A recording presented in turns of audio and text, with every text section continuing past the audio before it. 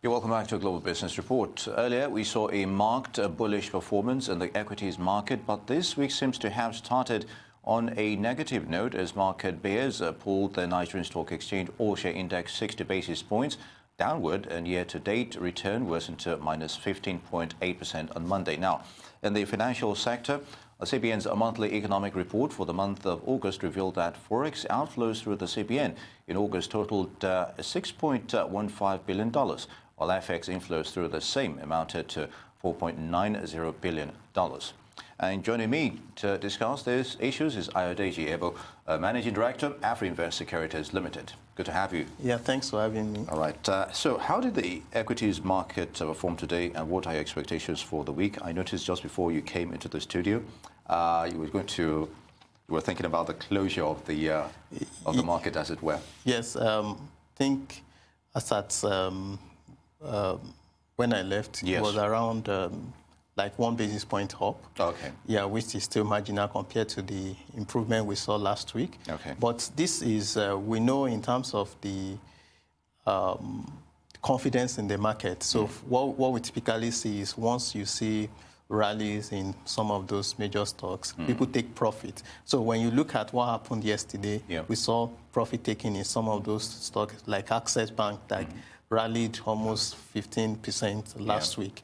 So it's not a surprise, but what I think investors should also focus more is they can see that volumes, in terms of volumes of transactions going on in the market, just that investors are not very aggressive to drive prices upwards. Okay. So we've been seeing investors trying to position ahead of the earnings season. And when you look at the major attraction, it's when you look at in terms of the dividend yield perspective, average dividend yield of most of the stocks, especially the tier 1 banks, above about between 15 to 17%.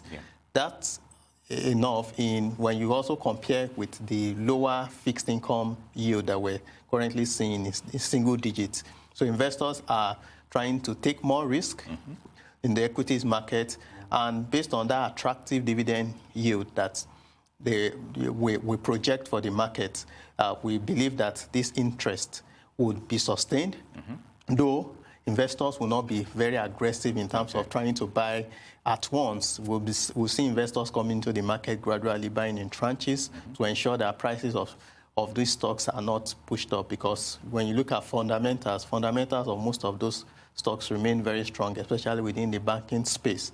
And the ability to pay dividends still remains very strong. Indeed. So they need to do more. They need a little extra push to sustain the momentum. Very good. Now, let's have your thoughts on the fixed income market, your expectations for this week.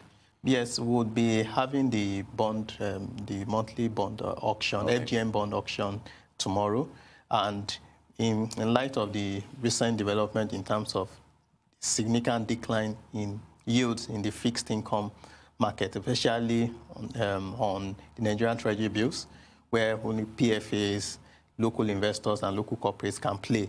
So for most of them, they would try to shift their attention to bonds, which we can see the yield have also been moderating. What we've seen this week is a lot of the investors are trying to free up enough funds for them to be able to bid in the primary market for the FGM bonds. We expect that it will be oversubscribed, and we also expect a sharp decline in terms of rates because of the subscription. Yes, on one hand, for the government, it means that the cost of borrowing is going down. The cost of financing is going down for them, so they will be happy. For the investors, when you look at in light of inflation rate was just released yesterday, 11.6%. If any of your investment is yielding below that particular rate, you can know that in real terms you are negative. So those are some of the questions that will be going in the mind of investors. So all eyes are on the auction results tomorrow to guide the market, because that's why the secondary market today was almost muted. They want to see direction, so it creates a new flow in terms of where rates would be after after the auction. Indeed, I can visualize the anticipation on that. So can you shed more light on the net FX outflows through the CBN for the month of August? Yes, interesting. You see, you had, I think I will pick it from the overall economy. Okay. So you think in terms of the total inflow into the economy was about $10.6 billion. All right. And in terms of which on a month, that's as at August. Mm-hmm. And when you out of that 10.6 billion, about 5.9 billion, it's from the inflow to the CBN, and autonomous sources forms a major part of it. Inflow to the CBN rather is about 4.9. Autonomous sources about 5.1. So you can see in terms of inflow, remittances still carries the major part of the inflow that we enjoy. Though when you look at it on a month-on-month basis, it was a decline, which we can attribute to the decline in oil prices, that's oil receipts. And when you look at outflow increased on a month-on-month. From the CBN angle, increased by about 10% on a month-on-month to about, I think, $5 billion. Okay. That's significant. But, for the autonomous sources was just about $300 million. So, by and large, it's on a net basis, you have more outflow than inflow. Mm-hmm. So when you look at that in terms of the accretion of the reserves, so it's definitely we can see how the reserves too have been declining on a month-on-month basis, just showing that pressure. And that's part of what might have informed CBN decision in terms of still allowing the foreign portfolio investors to be able to play in the HOMO market at yield, after tax yield of over 16%. So we feel that there will be significant pressure in terms of outflow because we've been seeing significant interest from the foreign investors in the HOMO auctions and HOMO bills. So we feel for now there's really no major call for concern.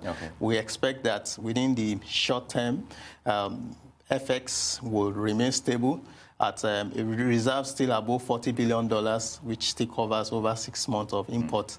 So that's still at a very comfortable level. Interesting developments. Now, in still relations to the scenario you just explained, so what impact does this have on external reserves and exchange rate going forward? Yes, like I was trying to touch on earlier, you look at current external reserves about $41 billion. Indeed. So that's still very buoyant enough. It's still, the CBN is still able to intervene as much as possible. And when you check the three markets that affect the markets that we have, especially looking at where you get most of the activity, the investors and exporters window. Rates have remained very stable there. You look at even the unofficial window, that's the parallel market, rates have also remained stable. Yes, because of the decline in terms of rates in fixed income, we've been seeing some investors trying to convert their proceeds or maturities to dollars.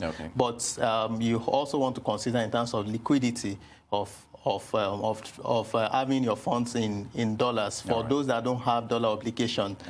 So we feel that dollar, or in terms of the exchange rate, will remain stable for now. And external reserves, yes, if oil prices doesn't tank significantly below current level of average of about $60 per barrel, then we feel that the CBN is still in a very comfortable position to defend and intervene in the FX market. All right, interesting development there. So let's talk about Afrinvest, which recently launched its annual banking report for 2019, following waves of regulatory directives from the CBN to banks. So what is your outlook on that sector? Yes, very interesting. Looking at the banking sector reports, we try to highlight in line with a lot of the developments. So the most recent one that impacts on the bank directly is the loan-to-deposit ratio, which the CBN has been guiding or been changing on a quarterly basis. Said they will be changing based on the response of the banks. Currently, there's a target to increase from September 60% to about 65%. And what we'd see going forward is, one, there's pressure for most of the banks to create assets, and that would definitely increase non-performing loans. But the comforting issue that we may see here is, or bit that we may see here is that with the recapitalization that we're expecting, that would also give the bank enough buffer to be able to absorb whatever shock that may want to come on in terms of the increase in impairment charges that would expect. But we feel that now we're beginning to see banks looking at different avenues, supporting how people can acquire assets that we typically don't see. Banks are trying to see a way how they can be able to increase. Though, because of the challenging environment, we still feel that will lead to increase in the non-performing loan. You also want to look at in terms of the quasi banks, in terms of the fintechs, that they'll continue to mount pressure on the banks, though they don't have the capacity to play in terms of the size at which they play. But based on, they are riding more on in terms of cost of transaction.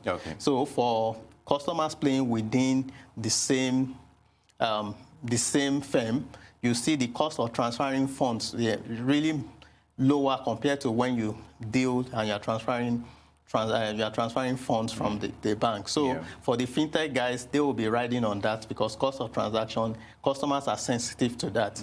So if they are also able to ride on that, they will put pressure on the bank to reduce their own cost of transaction. And for the lending, banks are still more skewed towards salary earners. They don't want to take a lot of risk compared to these guys that are willing to take risk. They don't require collateral. Though non-performing loan may be high, but that has also been factored into the cost of their funds. So for those that will not pay back, that adds to the cost. But based on the rate at which they currently lend out, some of them are still in a very comfortable position, and that would also be a major pressure on the banking sector. All right, on that note, Ayodeji Ebo, MD, Afrinvest Securities Limited, I'd like to thank you very much for your thoughts on those issues. Good to have you. Thanks for having me. All right.